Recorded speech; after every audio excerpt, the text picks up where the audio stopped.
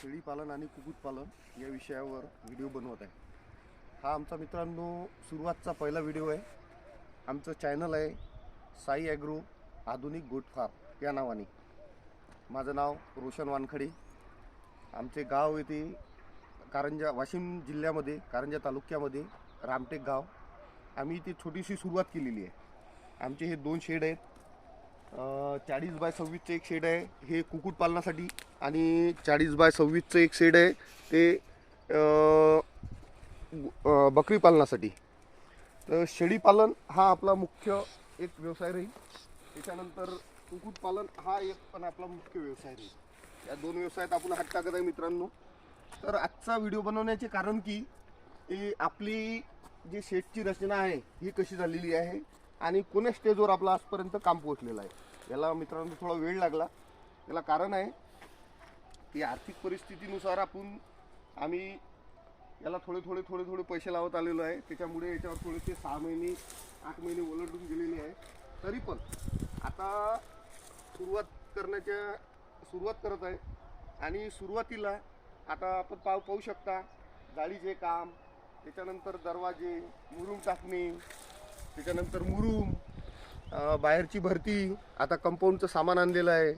तर असे छोटे मोठे आम्ही सगळे काम हे करून घेतलेले आहे। तर मित्रांनो व्हिडिओ बनवण्याचे कारण असे की आपल्याला इथून शेळीपालन आणि कुक्कुटपालन याच्यावर बारकाईनं आम्ही अभ्यास करून, म्हणजे याला जवळपास 3 वर्ष याच्यामध्ये अभ्यास करून ट्रेनिंग घेऊन या सगळ्या विषयाची आम्ही माहिती घेतलेली आहे।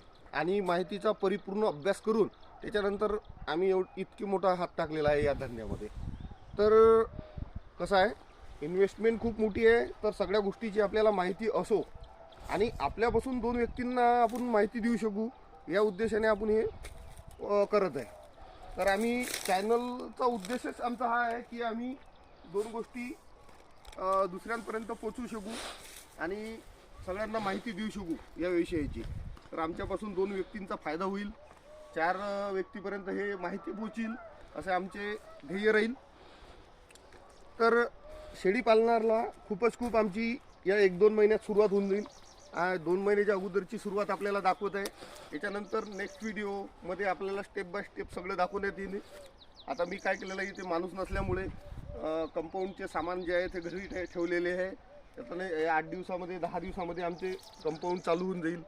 याच्यामधली आपल्याला बारीक माहिती पोहोचवल्या जाईल की मला जाळीला किती खर्च आलेला आहे, शेडला किती खर्च आलेला आहे, मी दरवाजे कशा पद्धतीनं बनवले, काय इतके मोठे बनवले, छोटे बनवले, कसे कप्पे करत आहे, कोणत्या जातीची शेळी ठेवील, कोणत्या जातीची कुक्कुटपालन करील, याच्याबद्दल आपल्याला बारीक माहिती दिल्या जाईल। तर आपण आता एक वेळ आपल्याला थोडंसं शेडची रचना आणि जागा फिरून दाखवतो। तर चला या मित्रांनो।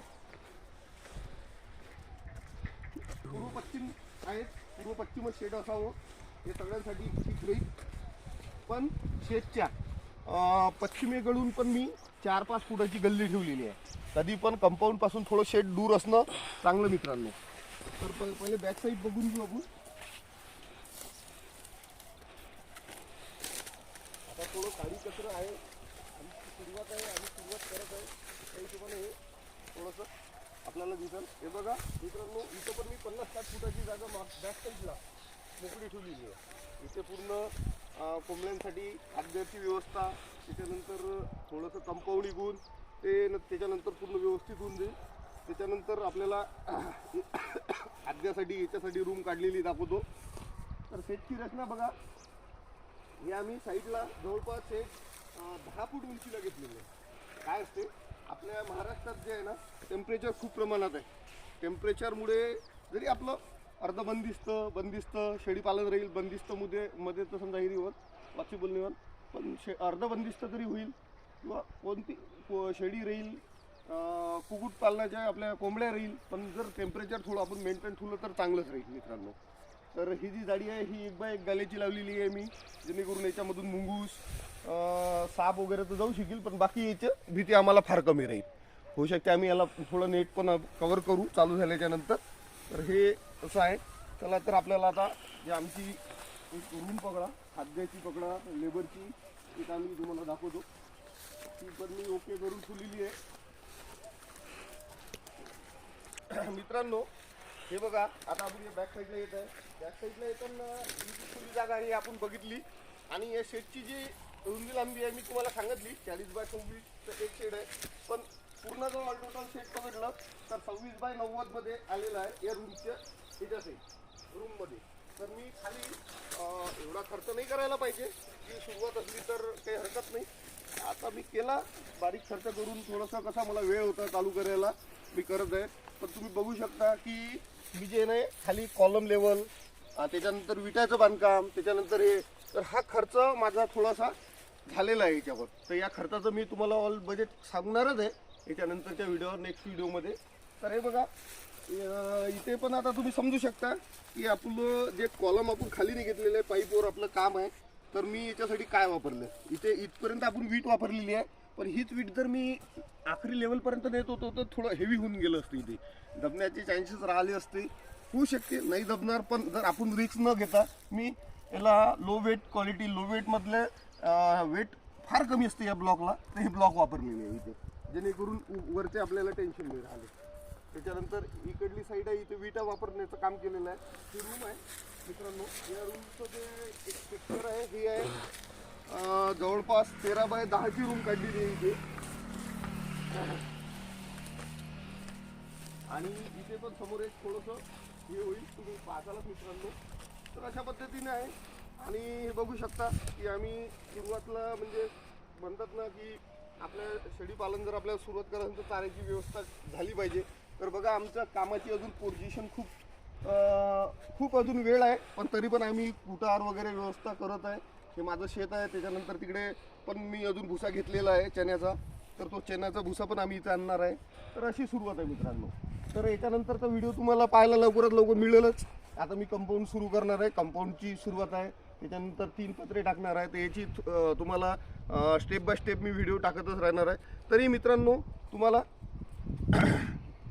आग्रहाचीच म्हणील मी सध्या विनंती करतो की आमच्या चॅनलला जास्तीत जास्त सबस्क्राईब करा लाईक करा आणि व्हिडिओ नेक्स्ट लेवलवर पोहोचवा.